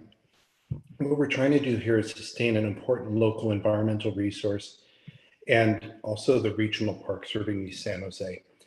Lake Cunningham historically was a cattle grazing site. It has naturally occurring boron and it has a high water table. So these issues and others have combined to create a lake that has a pretty poor water quality and is in decline. The high nitrogen levels from former cattle use is feeding algae growth, and the boron limits the health of trees and landscape in the area. The lake was developed back in the 1980s. It was an innovative project, but with innovation comes challenges. It doesn't have a naturally occurring creek inlet or a creek exit. And Lower Silver Creek is in the vicinity, but that only feeds the lake during flood events. It's basically a large flood detention basin, but not a lake that's going to have inflow and outflow of water. So the issues at the lake have just compounded themselves over time. We're taking the issue seriously. And apologies, I shouldn't have dinner with the cat nearby. We're taking this project seriously. We completed a major study that outlined a work plan of about $34 million to improve the lake. It had 4 different scenarios, multiple projects, and it's the challenge of paralysis with too many projects. So what we want to do is take a prototype approach to the effort. Our goal is to create a healthy and sustainable ecology in the lake. So we are looking at converting about an acre, and we would increase that amount if affordable, to change irrigated mowed turf in the park to a wetland environment. That wetland would bring in tall grasses, which would limit and discourage Canada geese and other fowl from being on the lake edge, which contribute further nitrogen and source material for the algae in the lake. And it would also be a natural filtering system, which is the benefit of wetlands. We want to prototype the project because we don't have experience with artificial lakes. We have one, we're happy to have one, but we're not quite sure on how to manage it. So by prototyping, we can do a substantial enough project where we can measure the outcomes and determine whether it can have a positive impact before we scale up and spend a lot more money, local resources to improve the lake. We come to the Open Space Authority because this area of East San Jose Thank you. continues to, did I run out of time? Correct. Yeah. And that's it. That's our project. Are there any other speakers for this project? This is for the Lake Cunningham City of San Jose project. Over to the chair. Okay, see, Hey, thanks for coming here, being on tonight. I applaud the focus on clean water restoration and sustainability. I'm interested in, to be honest, I've driven by Lake Cunningham. I'm not familiar exactly with where the 1 acre is that will be. Do people have access to that area? Will they have it? put this over? Is it something they'll see in the distance, or will they be able to say, oh, this is cool, I might want to do this in my yard? There's going to be proximity. There's a walking trail around the perimeter of the lake. One of the projects is to readjust the trail so there's more room for future projects, but in its current state, there will be this space between the trail and the water's edge. And so we're going to convert that turf area to wetlands. People have immediate visual access to it with the interpretive signs that explain its purpose and its prototype nature. And so there'll be information there for people to appreciate the project. Thanks.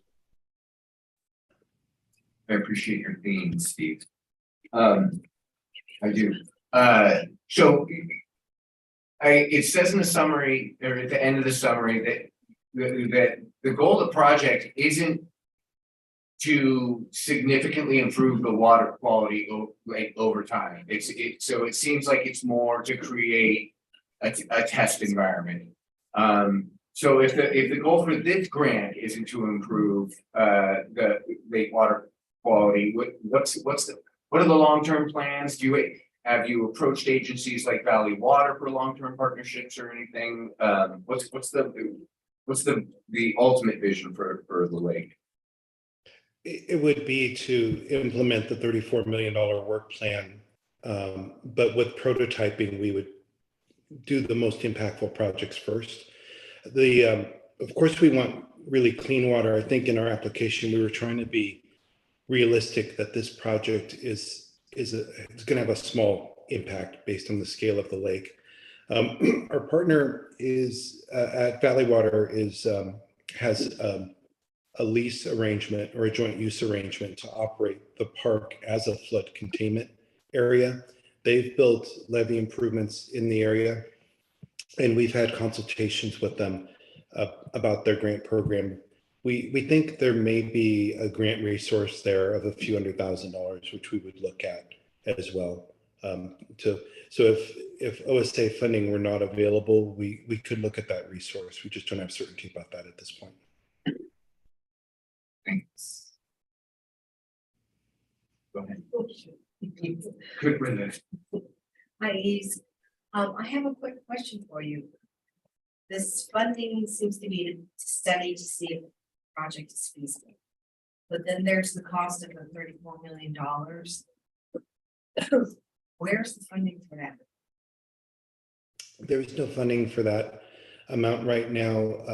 I think realistically, we're not in an area of high development. If we were in North San Jose or in the downtown area, we'd have residential developments that would pay fees, and so we'd have capital to invest in projects. A project of this kind, we're using our lobbyists in Sacramento to look at earmark programs and funding coming through the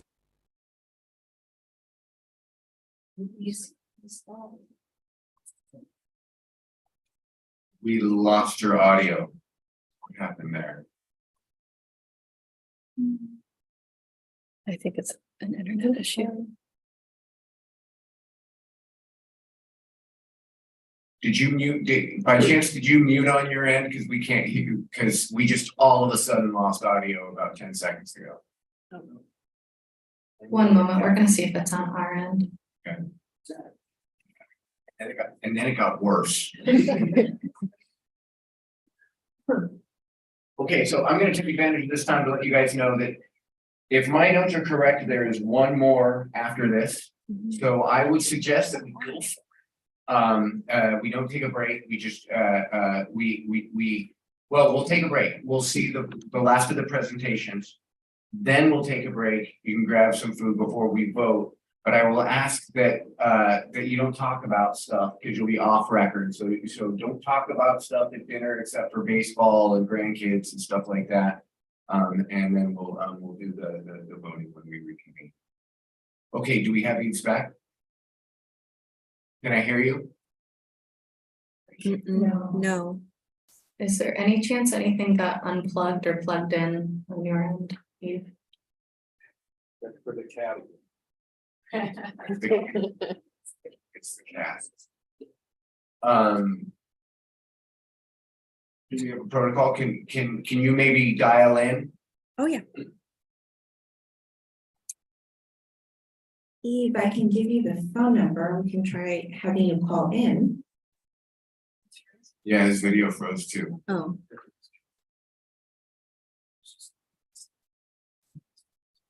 Well, if you can hear me, you can join by dialing 1-669-900-9128.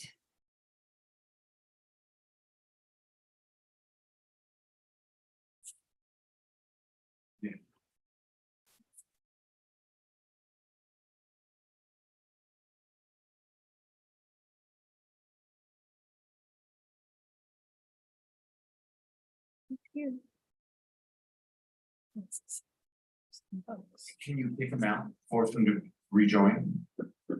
Oh. Move to waiting. I just, yeah. Oh, no, that's not fair. Oh. No, that's pretty. If we kick him out, he can't rejoin and he gets reported to Zoom. Oh. Okay, I'm going to the waiting room.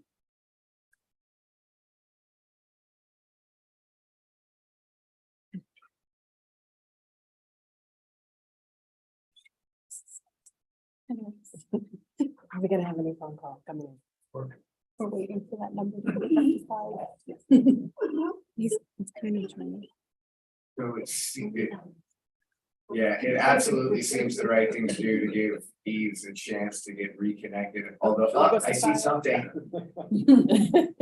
I had a 5, it became a 4, and now it's a 5 again, that's good.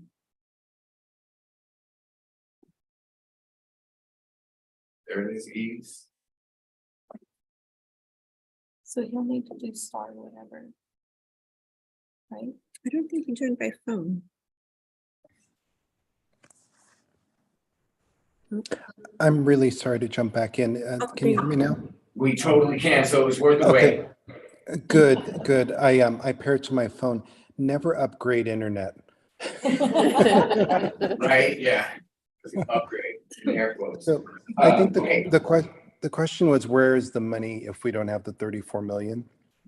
And San Jose has a $250 million capital improvement program, a 5-year plan. So we have large funding resources, but we don't have a funding resource tied to this project at this point. We also don't have a lot of residential development in the area that would pay fees. So an option to the city council would be to look at state or federal earmarks. Oh, no. I think that answered. Does that answer the question for you? Eves, it happened again. I think we have an adequate response, but we whatever. Yeah, it happened again. We lost your audio. Oh, it seems to be somewhat. Yeah, it seems to be kind of come and go. Eves, I'm gonna give you about 10 seconds to kind of blurt out any last.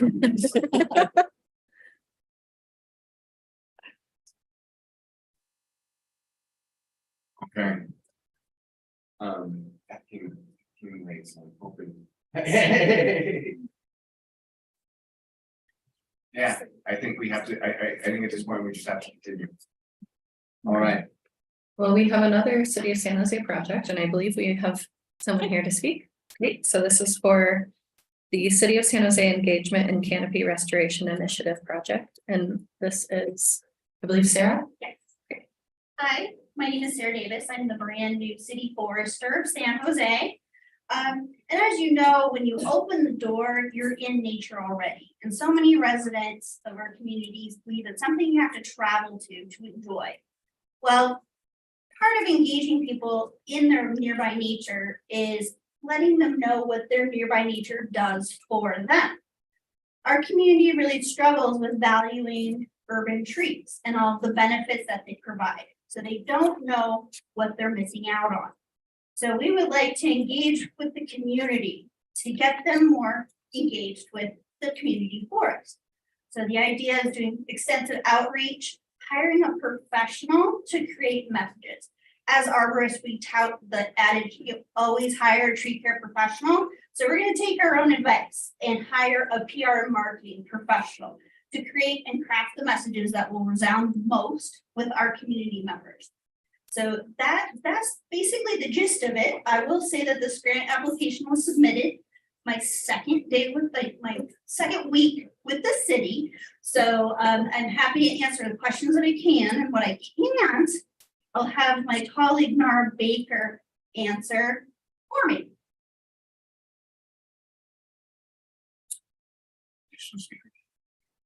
Did you have any other additional speakers to speak at this time?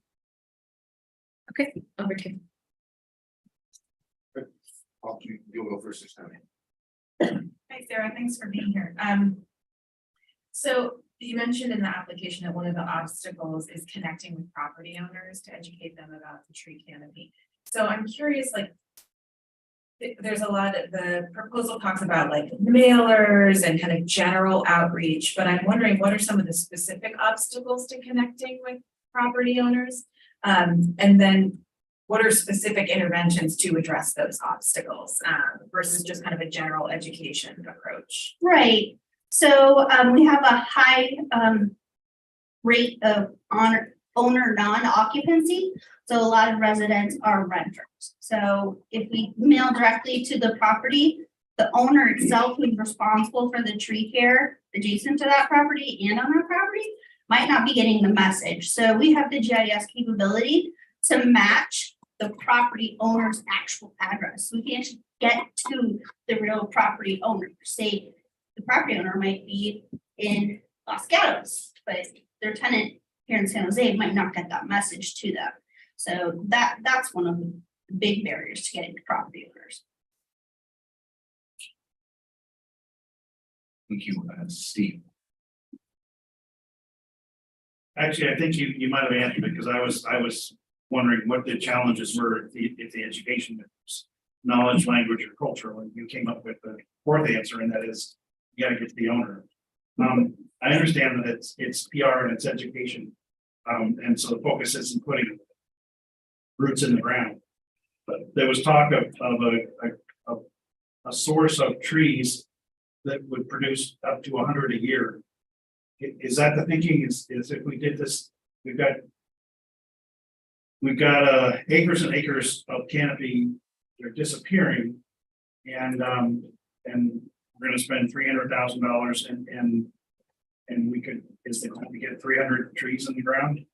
That's part of it. Okay, I mean that's $1,000 a tree. Yes, so that's 3 years of establishment. Pay the owners $750 plant the tree, and Yes. you come out ahead. Yeah, so that program plants the tree, provides the tree, and then provides establishment care for 3 years. So the tree is watered at least once a week during the establishment period. And at the end of that establishment period, the stakes are removed and structural pruning is normally conducted. But getting back to the issue of cultural barriers, that's something to really explore, because there's a lot of new Americans that come to the United States and they view nature and green things as something that's potentially dangerous, and they don't want to interact with that because back home there could have been something in the forest that was going to eat them. So they stay away from those places. Additionally, this region has a history of orchard production, and in orchard production, trees are pruned very drastically in a very specific way to produce fruit, which is not appropriate for city street trees. So you'll see trees all over town, well, the region really, being topped.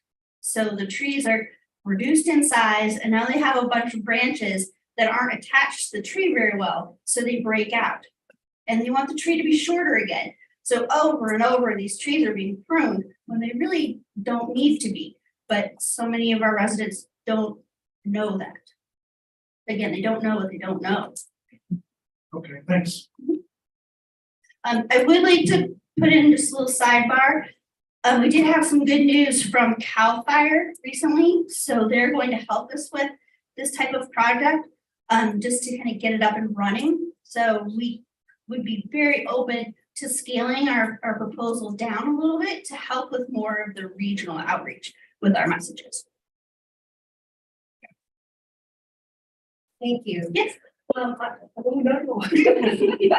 I have a question. A lot of what you were proposing sounds like the work our city forest is already doing. And you actually mentioned partnering with them.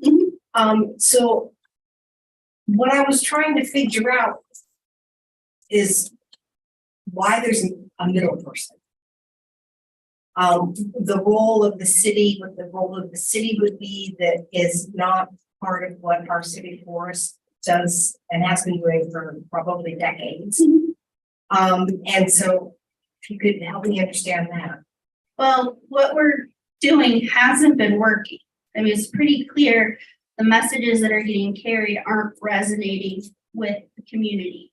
So by looking at those messages and tailoring them to the communities, then OCF can take those new messages into those different areas of town. Potentially we could have a better response and we could see behavior change. And then I also know that a lot of property owners, residents, one of the hesitations for street trees is the cost to maintain them, whether it's the sidewalk that gets buckled because of the roots, or it's the trimming of the trees that needs to go through an official city process. And these things can be expensive.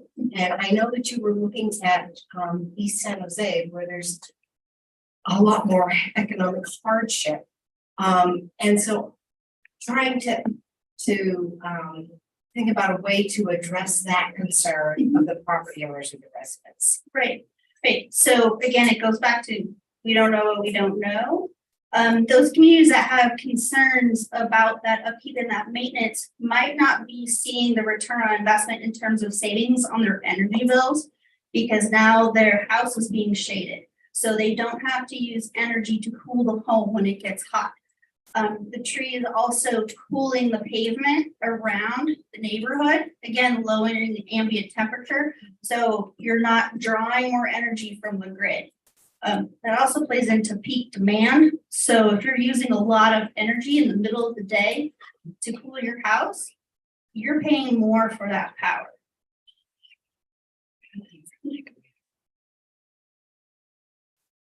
Aaron. Hi, Sarah. Thanks for being there and thanks for taking on this project. Yeah. In terms of your PR, because I really resonate with what you're doing. I think it's super important in the landscape. That's where I spent my life. In terms of the PR campaign that you're going to be informing, how are you going to go ahead and communicate things such as water use rate, all those things that need to be done in terms of maintaining a wide variety of different trees out there and trying to make it so it's a healthy ecosphere? What do you think are the best ways to do that for a PR campaign to owners? Again, we hire the professionals who know how to craft those messages that resonate. But you have the points. You have the points. What points are you going to bring to that professional and say, hey, this is what I want to communicate? What are those points? Those points are going to be mostly around energy savings, cooling in their neighborhoods, walkability of their neighborhoods, crime reduction through urban greening. Neighborhoods that are more green have more people outside. When we have more people outside, you have more eyes on the street, so there's less property crime. You also end up with more resilient neighborhoods. So you have neighbors who know their neighbors now because the place is a much nicer place to be. So it's energy, it's crime reduction, and it's neighborhood building. So you're talking about community. Have you ever thought about the psychological benefit of greenery? Yeah. 'Cause I think that's a huge point that needs to be, and I think that's what OSA tries to bring to the public too as well, is that the environment itself is a psychological benefit. And right now, there's a lot of people that are suffering from mental illness. And they could use a lot more community, a lot more help, and a lot more greenery. Yeah, and studies have shown that patients in hospitals who have view of green space have much slower, they have faster recovery times and use less medications. There's also the concept of a dose of nature where doctors will prescribe time outside. So there are definitely healthcare benefits that we could highlight as well. So that if you need a problem solved, a tree can do it. Thanks, Lonnie. Hi, thank you for all that you're doing. First of all, my question came up is around, do you have an individual in mind for the marketing or PR portion, and how much of the 250 would go towards that individual or that agency? Well, we're the government, so we have to go through the city procurement process and go through a formal bid. So the most qualified entity would be awarded the contract. Nara, I don't know the money question. I believe it was around 100,000. Around 100,000. Thank you. Which is really reasonable, actually. That's to create a really big, robust regional campaign with messaging and branding. Typically will cost you about 250,000 to 3. Thank you. I don't believe I'm seeing any more questions from the committee. So I believe Time for a break. yeah, I believe at this time we'll take our recess. Caroline, do we have a predetermined amount of time for that, or is that up to me? It's up to you. Is it? It's up to you. It's typically 20 minutes. I was gonna, that's exactly what I was thinking, 20 minutes, but you guys, but like 20 minutes means 20 minutes to me, you guys. So I'll be back in here at 15, like, looking for you guys. So, let's call it officially from 7:18, we'll call it 20 minutes, okay? So everybody back here at 7:38. Remember, talking about the policies and all that other stuff. Unfortunately, I think you've had your allotted time and that's all we can do there. She is the speaker who was like, I apologize. I think that. Understood, but I believe that, I believe that was attached to your time slot, which has gone. So, It's at my pleasure. that's what that is. No, I'm sorry, I'm sorry, no, sorry. We had time for that and it passed. So, okay, clock's on, reset.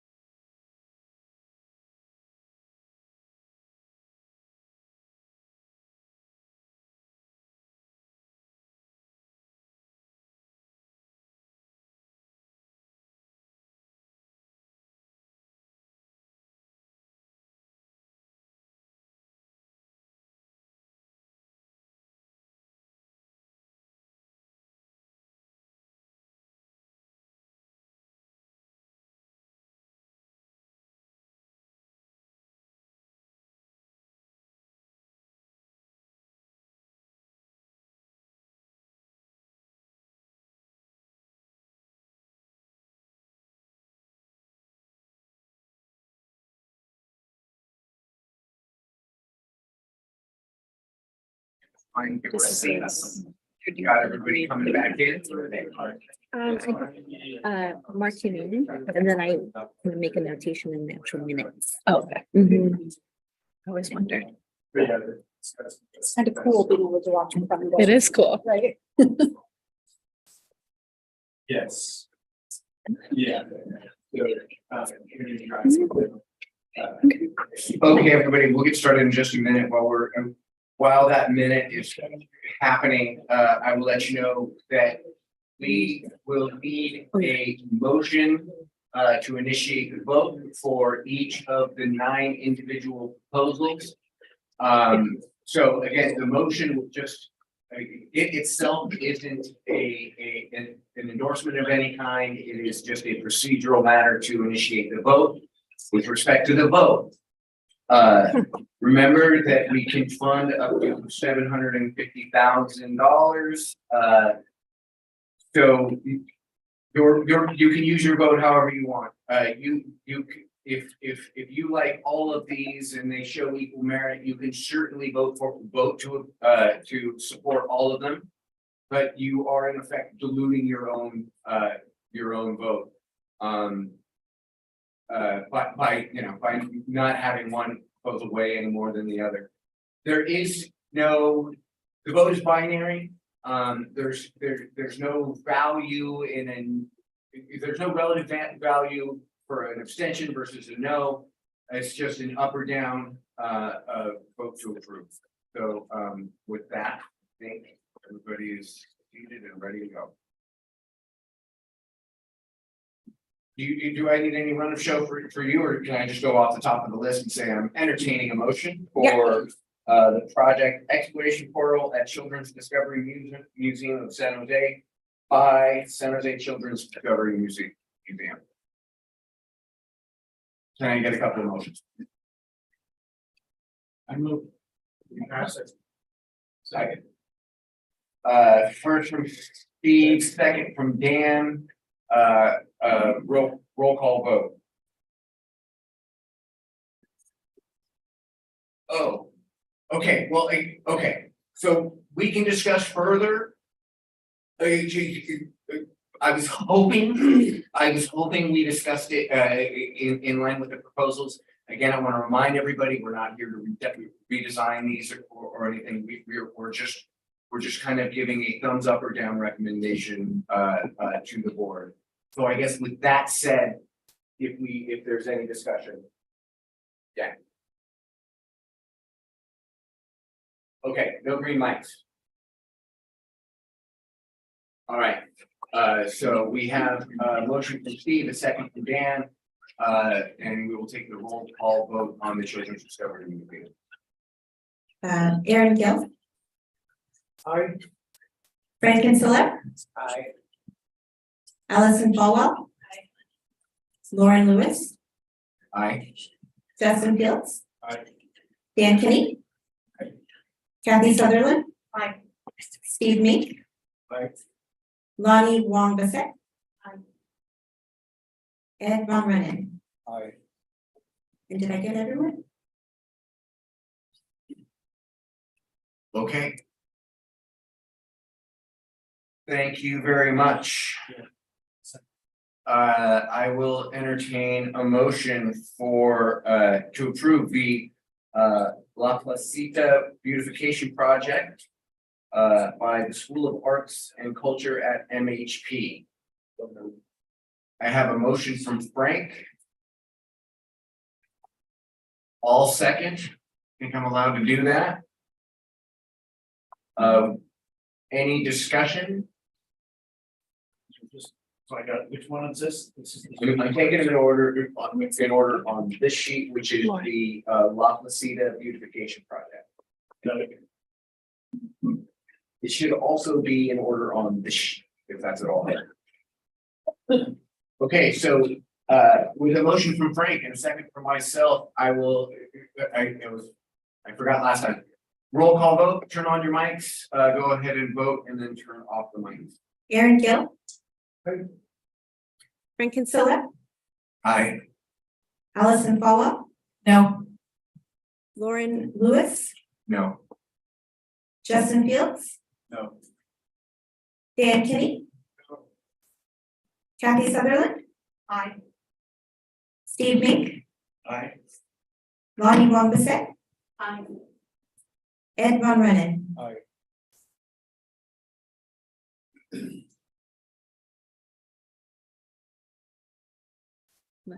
All right, thank you so much.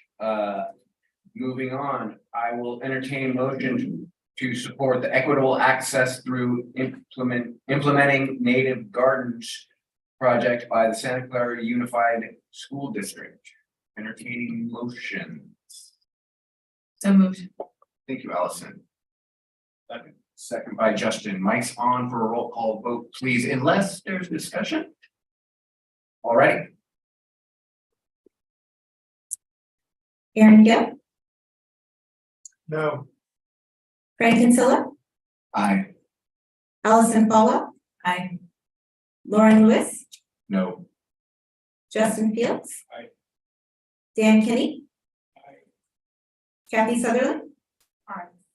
Steve Mink, Aye. Lonnie Wong Bissett, Aye. Ed Von Rennen. Aye.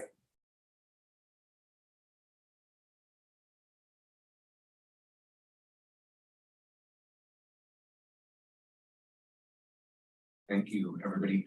Steve, are you catching that they're actually tabulating the votes? Here? Yeah. Okay. Yeah. I don't know if that's helpful for you or not, just calling that out. All right, I will. I will entertain a motion for the Coyote Creek Urban Farm Restoration and Stewardship Education Program brought to us by the California Native Garden Foundation. Any discussion on this? Entertaining motions? So moved. Ed? Second. Second from Dan, so a motion from Ed, a second from Dan. Last chance for discussion. Mike's on for a roll call, please. Aaron Gill, Aye. Frank Kinsella. Aye. Allison Paula, Aye. Lauren Lewis, Aye. Justin Fields. Aye. Dan Kinney. Kathy Sutherland, Aye. Steve Mink, Aye. Lonnie Wong Bissett, Aye. Ed Von Rennen. Aye.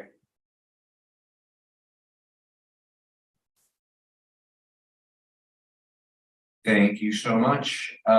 Next up is Field to Farm Stand Building Community and Climate Resilience Project by Vegelution. I will entertain motions unless there's any discussion first. Okay, I got that motion first. Kathy? Second. Second from Dan. I've got a motion from Kathy and a second from Dan. Last call for discussion. Roll call vote. Aaron Gill. Aye. Frank Kinsella, No. Allison Paula.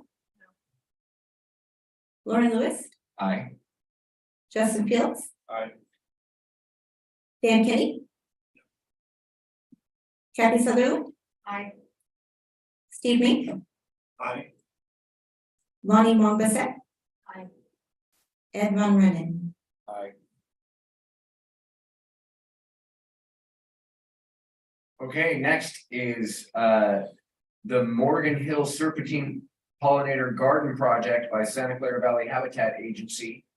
I got my eyes open for discussion, also entertaining motions for a vote. I will make the motion. Second. Second from Dan, that's Lauren with the motion, second from Dan. Last call for discussion. Roll call vote. Aaron Gill, No. Frank Kinsella, No. Allison Paula. Aye. Lauren Lewis, Aye. Justin Fields. Dan Kinney. Kathy Sutherland, No. Steve Mink, No. Lonnie Wong Bissett, No. Ed Von Rennen. No. Motion fails. Okay, next up, Growing the Urban Forestry Education Center, project by our city forest. Looking for discussion or entertaining motions. Move. Kathy moves. Second from Dan. Roll call vote. Bit faster than me. Kathy moves. Dan. Okay. Caroline, take your time. Aaron Gill. Aye. Frank Kinsella. No. Allison Paula. No. Lauren Lewis. No. Justin Fields. Dan Kenny. Kathy Sutherland. Steve Mink. Lonnie Mongasek. Aye. Ed Von Rennen. No.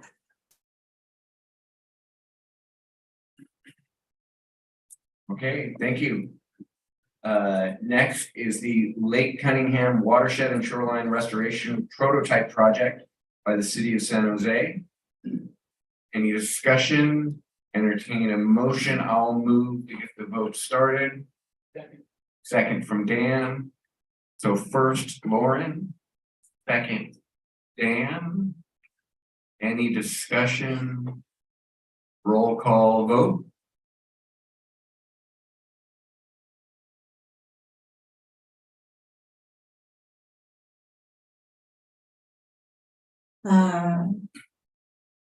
Aaron Gill. No. Frank Kinsella. No. Allison Falwell. No. Lauren Lewis. No. Justin Fields. Dan Kenny. Kathy Sutherland. No. Steve Mink. Lonnie Wong Bissett. No. Ed Von Rennen. No.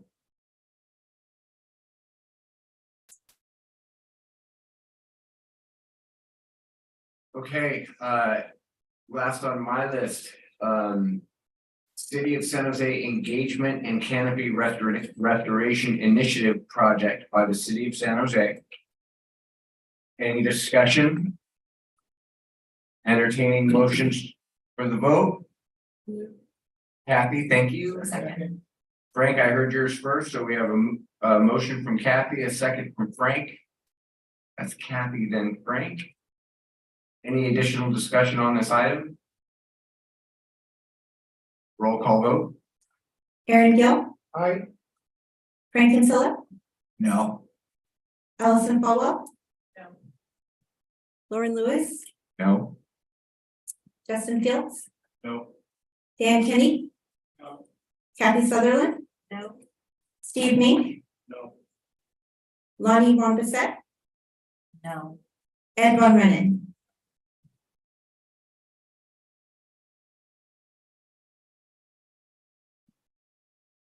Okay, I believe that was all 9 of the proposals before us. You guys, this is off script, but seriously, great job. I saw a different level of preparedness than I have in the past, and it was in the direction of very pleasing. So thank you so much. I really appreciate the thought and consideration you brought with you today, not just getting here in the room, but brought with you. Awesome. So informational reports. First on the list of those is our board liaison report.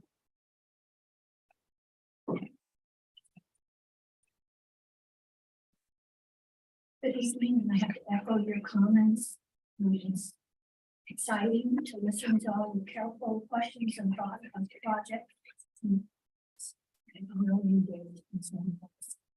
As to the board actions, I think they're most relevant, or that on the May 11th, they approved the engineer's report that's relative to continuing the first parcel tax assessment, authority. And then the May 18th special meeting, they voted on which programs the grants are going to be included. And they followed staff's recommendation on 10, and then they added 3 additional They might want to go online to look at those.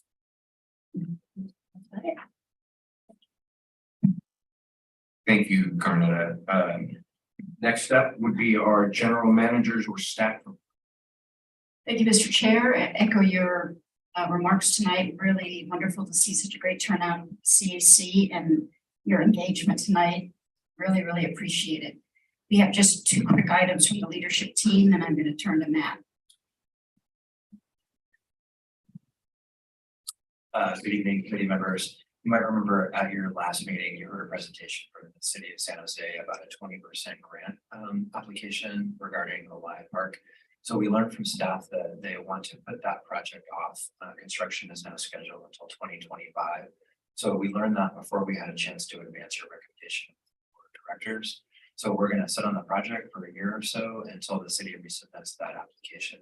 And if things haven't changed, we may submit the project to the board as recommended. If things change substantially, we'll likely bring that back to your body. But I just wanted to give you that update. It didn't make it to the city. Kind of pulled the plug on it. Thanks, Matt. Thank you again, members. Just a quick update to let you know that our annual budget and work plan will go to the board on June the 8th. You're certainly invited as members of the public to listen in either virtually or in person right here in the boardroom. That item will start right about 6:30, 6:45 on June the 8th. To see you there. Thank you. Thank you, Mr. Chair. Any committee member reports? Kathy, thank you. It's not a report so much, but I would like to suggest that we think about this for the grantees, for the places where we are helping at a site.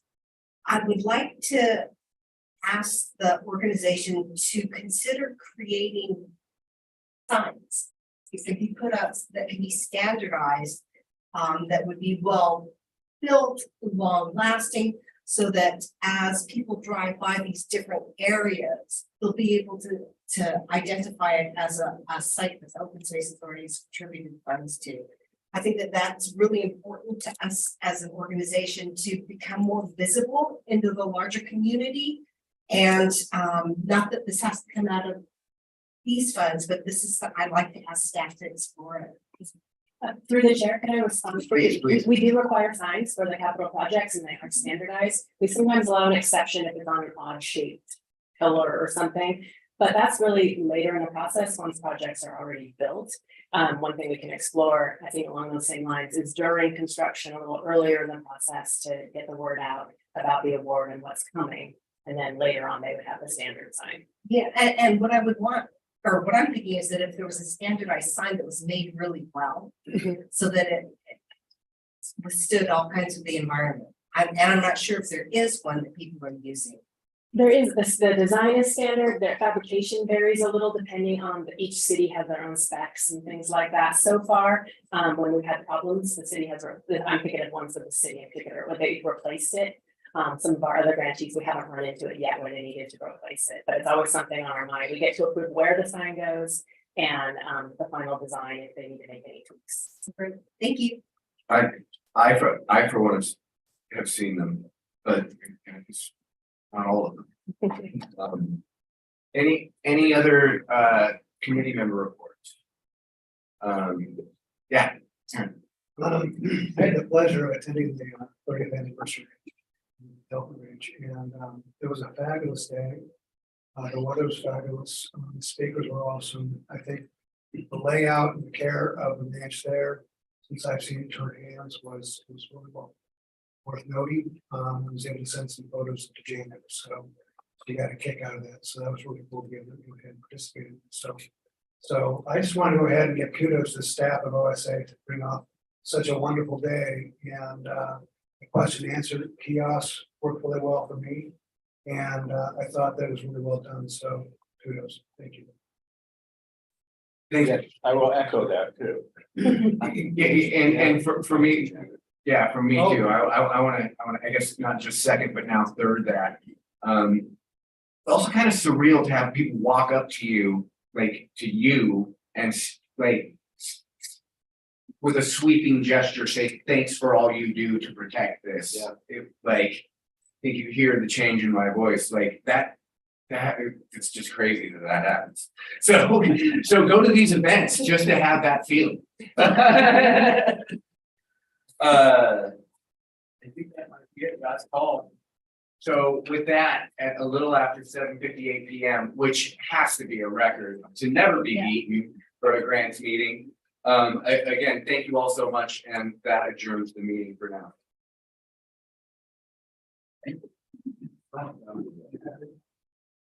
Yeah.